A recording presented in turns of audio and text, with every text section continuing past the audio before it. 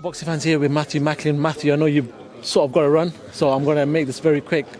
Both men look great on the scales. A lot of people said Kell Brook might never make it. He's made the weight. Talk to me about what you saw that weigh-in today. No, it looked in unbelievable shape. Both of them did. I thought Kell looked ripped. I thought he looked a little bit dry, but you know he's took a lot of water out, hasn't he, to make weight, so he's going to look dry. They both probably did because they both took a lot of water out.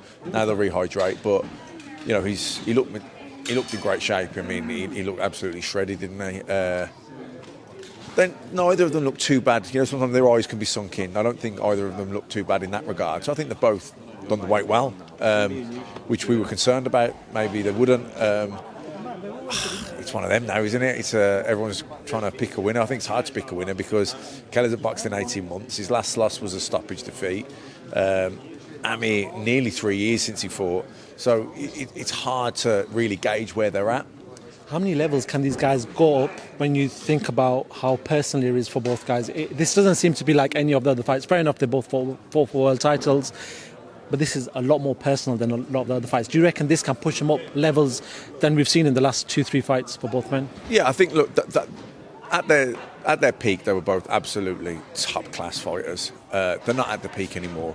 And where they are now in their career and from the highs they've been, they'd probably struggle to get up for anyone else if it wasn't each other. But you know that they've got up for this one because of the personal dislike for each other and the bragging rights, etc. So, yeah, I think they're both, you know, they're going to be at the best that they can be now. Cool. I know you don't want to give a prediction, but I'm going to get you off that fence and just say, how do you see that fight? How do you see the fight going then? If you can't give me a prediction, how do you see in your head that fight can possibly play out? No, I've gone with Brook with no massive confidence because look, it's a difficult one to gauge, isn't it? Because you know Khan hasn't boxed in 3 years, so I can't. It's such a long time to be out of the ring.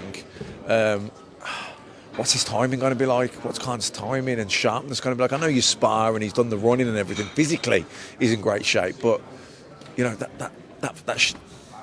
that sharpness, will it be there? Difficult 3 years out at his age. I don't know.